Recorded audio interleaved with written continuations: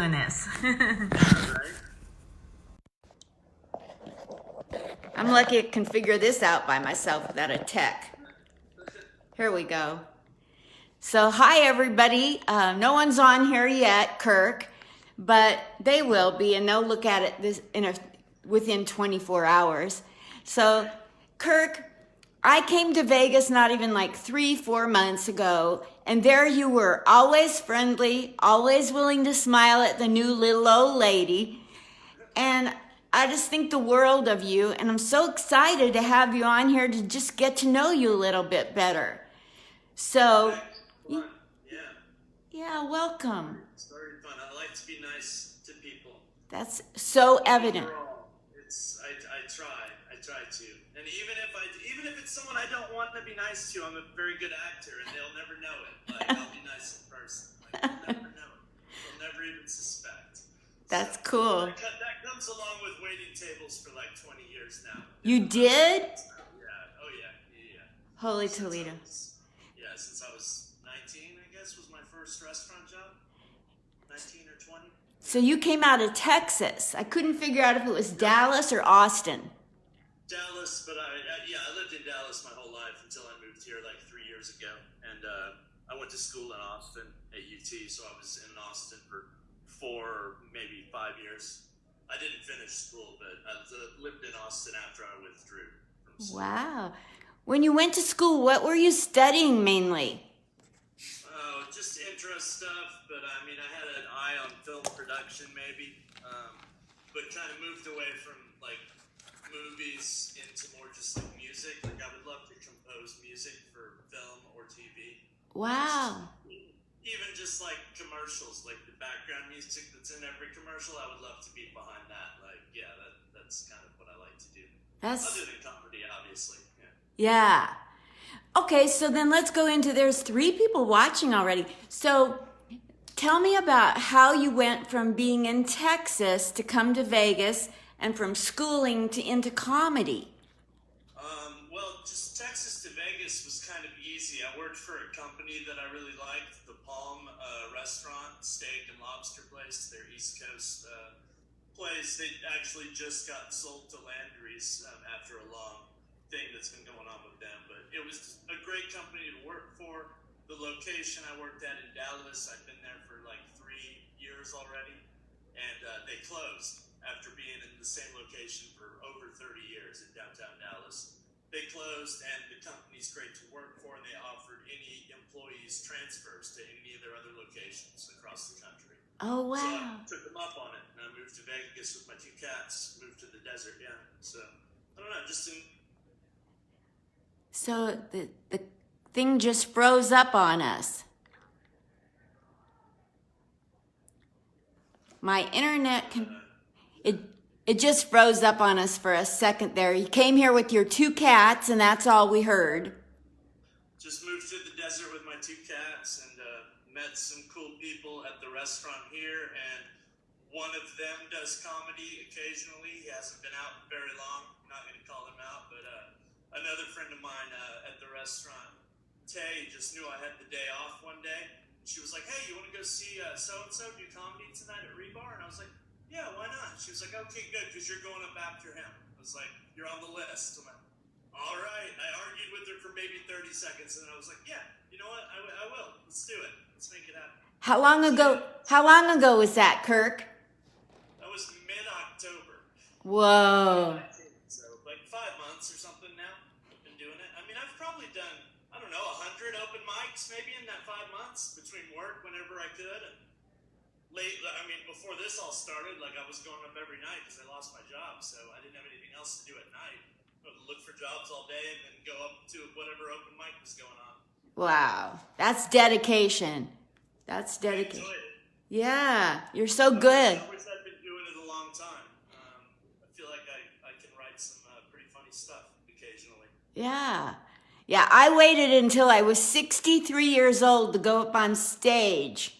And so that's why I'm really in favor of young people getting up there and not being a procrastinator like me. Yeah, I wish I'd been doing it for 20 years. I'm 40 now. Wow.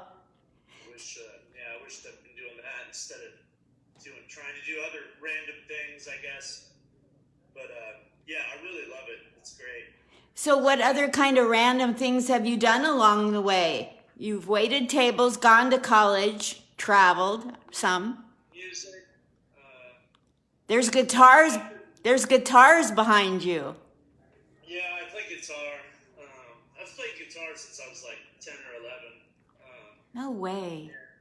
Picked up everything else kind of along the way. Basically, I feel like if it has strings, I can play it. Like, I can at least figure it out. And then I can dabble in drums, and I sing a little bit, other stuff. So Nice. things like that. I don't know. I had a bad, like, along the way between college and here, I ended up in rehab for a while. It's probably the best thing that ever happened to me because I would probably be dead. The direction I was going with drugs and everything wasn't a good direction. I don't recommend it. No. But yeah, getting arrested and being forced to be in rehab for 1.5 years and jail for like 6 months. Yeah, it was a very big wake up call that I needed. And Good. I mean, 10 or 11 years ago now, but it's. Congratulations. Thanks. Yeah. I still smoke a lot of weed. I'm not like clean and sober, air quotes, but definitely don't put any needles in my arm anymore. So that's Awesome. good. Yeah, I know. I got divorced. I was married for 7 years. When I got divorced, I went off the rails, just acting nuts for 6 months. So I totally get it. I totally get trying to be numb.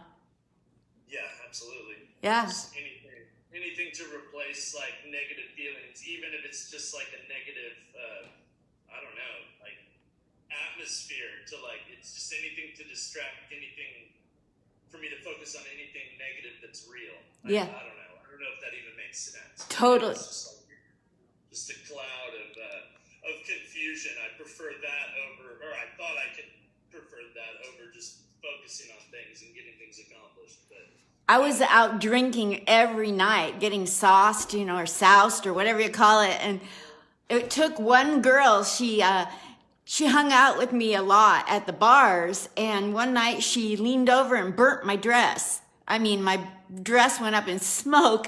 And I said, what are you doing? Because she was so drunk, she leaned over and burnt my dress.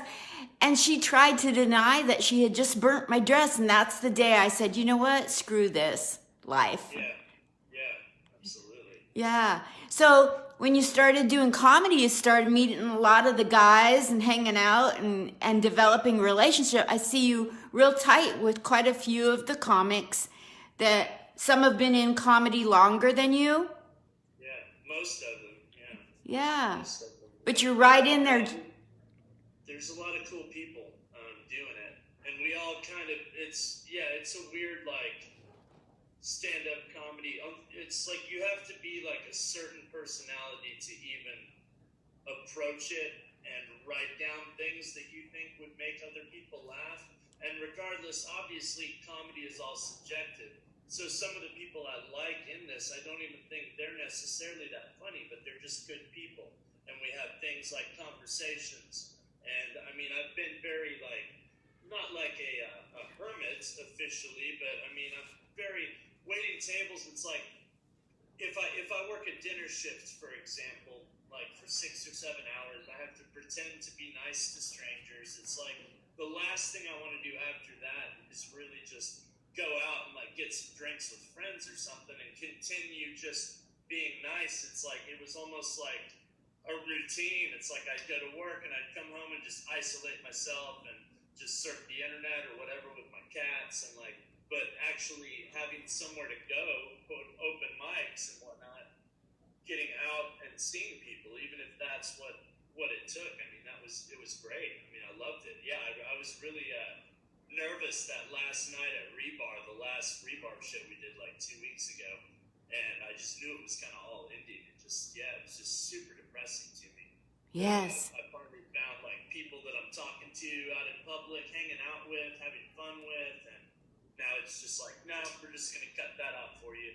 Go back to your isolation. Like, I finally escaped isolation. Jesus. I know. That's why I started doing these interviews, because like it's hard for me not to get sucked under and get depressed with all this nonsense everywhere. Everywhere you look, people are. I've done 2 different online open mics from a girl in Utah, Rachel, who I met in comedy here at a couple of open mics a month or so ago. And so we're Facebook friends or whatever. And I've done a couple of her open mics that are, it's different just talking into my phone with no reaction, but I still enjoy it. And I get to work on some new stuff. I haven't written a whole lot, but it's just kind of overwhelming. I don't know. I've been focusing more on music during this break than even writing things. Yeah. All that there is, I can't even sit and watch the news. It's all just Corona, everything. Everything. I don't want to force myself into writing jokes about coronavirus. That's, I don't know. So I'm just doing music and stuff like that. Yeah, it's hard for me to sit and write anything right now, and I'm afraid it'll just be too damn depressing. Yeah, absolutely. So. Absolutely. Not like depressing shit doesn't fit right into the usual tone of my act and my jokes, but still, I don't know. It's a little too much. I don't know. Just to only focus on the virus, I can't think of much else. Yeah. So, a bunch of my friends, though, the comedy friends and people, they're doing podcasts and stuff like you are. So I've literally, every day, that sounds extreme, but every day I've written at least one song that I feel like would be a good background for a podcast or an intro theme song or something like that, and recorded it and popped it up online. So I'm trying to compile a bunch of them and then just give everybody, hey, pick and use whatever you want. I don't care. It's free. It's all copyright free. No problem. Just use it however you want to use it. So I'm trying to focus on that and contribute. That's really cool. Yeah, I enjoy doing that stuff. Like I said, I like to compose for music or compose for movies and television. So it's a good start to at least compile a collection of things. Not just the randomness that I have compiled from the past songs and all kinds of other nonsense. So, I have people that are more my age than yours, a lot of them on Facebook from all over. And so if somebody wants to go and take you up on that offer and listen to your music and consider utilizing some of it, because some of them, there's people on here that I've seen them do movies, self-made movies, but maybe they want some music with it. Or I've got a couple friends that are in show business on Broadway. So if somebody wants to pick up some of your music, where do they find it, Kirk? YouTube, I'm on Kirk the Jerk. That's got a couple of longer pieces on it, 3, 4, 5 minutes. And then okay. The new stuff is on, it's on an app that's Clip It, but I don't know what my link to it yet is because I haven't finished putting everything I'm going to put on there before I release it. But it'll be on Facebook. I'll share it on there. You'll see it on there when I do it. So how did Twitter on Kirk B Comedy. Twitter Kirk B Comedy. Yeah, all one word. Yeah. All right. So you were mentioning that you make up these songs and that you'd like to be able to put songs into movies or in whatever. So if anybody here has any connections, and I know a couple of you do, because I'm looking at your names, in Hollywood, LA, New York, for commercials, for the start of a show, anything like that, hit Kirk up, because of all the people in Vegas, there's been 2. You and one other person, I won't call out by name either, but 2 people that right out of the gate, they smiled at me, and maybe they were faking it, but they were still nice to me and made me feel welcome. So, I can usually tell if somebody can't stand me and they're smiling. I don't think that's Kirk. No. So let's help Kirk back. So if somebody wants to get online and find one of these open mics for comedy, how does one find that? Because there's a lot of bored comics that are depressed at home right now. The one that I'm a member of is Social Distancing Group, I think.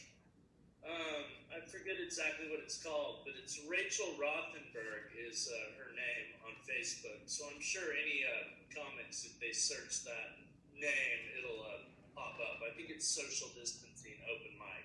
That's what Cool. it's called. Yeah, but she's doing a great job running it. Like, it's impressive knowing kind of how it would be even to put it together when we're all in one room and bring people up. But she's sending messages to us like, okay, you're up next, get ready. Like, I mean, she's on top of it. Like, That's so trying to cool. improve it every week. She's done it 3 or 4 times, I think, so far. They do it every Wednesday and Sunday night. Wonderful. Yeah, Wednesday and Sunday nights. Rachel Rothenberg on Facebook, you guys. Get in there and find out how funny Kirk is, because I'm sure you're going to get back on it. yeah, definitely. Now, there's other funny people on there, too. A guy last week had, or what was it, 2 days ago, Wednesday? Yeah. He had an actual green screen behind him with a bunch of stuff on it while he did a song. I don't know. It was impressive that it's just somebody in their apartment with a green screen to mess with. So that was kind of cool. Wow. Yeah, no, there's a lot of funny people on there. And, yeah. So of all the I know you're connected with LA Comedy Club and probably other ones, but I've seen you up at LA Comedy Club. But of all the mics in town, like Rebar, for some reason, it's my favorite mic. I love all the mics, but something special. Don't you love that place? Yeah, Rebar's great. That's where I did my first one. So it's got a special place in my heart, so to speak. I also enjoy Dive Bar. It's the open mic there. It's usually very similar, just to kind of talking to yourself in your apartment. Like, not a lot of response, but when you get response there, it usually translates to something. Like, it's one of those where I know what I'm going to get when I go up on stage, and I'm just prepared for it. The first time I did it, I was not prepared for that room. But ever since then, I mean, it's almost like an accomplishment to try and go up there as much as you can. Yes. Yeah, it's interesting. And then Bruce is awesome too at Champagne's. That's another favorite one of mine. I love that for the same reason that I love the dive, because if you can get those people listening, that's the whole battle. Getting them to just listen. Exactly. Yeah. Well, I'll let you go, and thank you so much for the interview time. Nice getting to know you. How's the job search coming? It's all right. I had a video interview, which I've never done before, for a work from home call center type of position.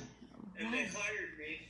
And then like 2 hours later, I got an email that said that they had done some over-hiring, so they were delaying my training for another couple of weeks or a month. But in theory, I have that one locked down. It's just waiting for them to get back to training people, I guess.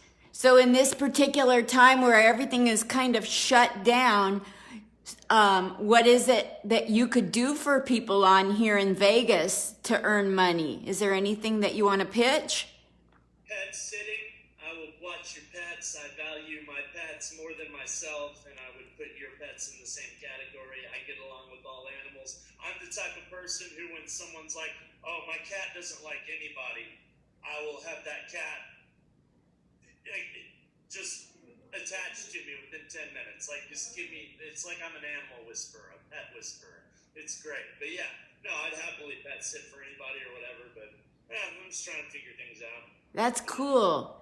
Yeah, there's a lot of comics that lately have gotten pets just to get through this time, and it's a good time to adopt or to even foster one from a shelter. I saw some things on online that a lot of people have gotten rid of their pets, like because of this, just financially or whatever reason they gave, but they gave back their pets. So the shelters are overwhelmed. So yeah, fostering cats or dogs or whatever, if you can, that's a good thing to do. Good for you. Okay, my last question, Kirk.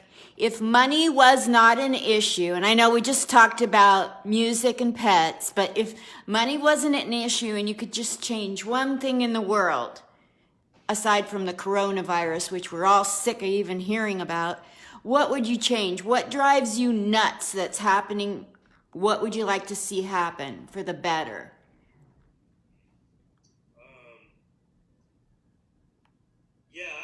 I'd say, I mean, if I could just ultimately get rid of something, homelessness would be a focus. I mean, it's just in Vegas here, it makes me sad walking by people on the street that, I mean, and as bad as it is that we're all locked in our apartments or our houses or whatever, it's like, hey, I mean, there's people in other countries that are way worse off during non-quarantine time. I mean, Exactly. they live much more difficult lives in other countries, third world countries, and even just on the streets of Vegas here. Like, I'm still quarantined, no job. I still have an apartment, a bed to sleep in. So stuff like that. I mean, somehow, yeah, fighting homelessness overall would be a good thing to That's do, I think. awesome. If Yeah. you just throw unlimited amounts of money at everything, then yeah, I could probably knock that out pretty quick. That'd be so cool. You know, like my dad came here. He survived the Holocaust. Oh, wow. Yeah. And he came here to Portland, Oregon, and he fought with the city hall, tooth and nail, how they treated the homeless and the hookers. And, you know, like, I've got a real heart for that, because he would go down to the area, like our Home Depot was 3rd and Burnside in Portland, where everybody hung out that wanted to work. He'd bring them home, and my mother would be like, what the hell are you doing? But, you know, you give somebody a brand new outfit to wear and some work and some money for their work, and it changes lives. Yeah, definitely. Well, It definitely does. thank you so much for the interview time and letting all my friends get to know you, Kirk. Definitely. Thanks for having me. Yes, Kirk Broussard. Thank you so much. Yeah, definitely. I'll talk to you later. Okay, bye. Bye.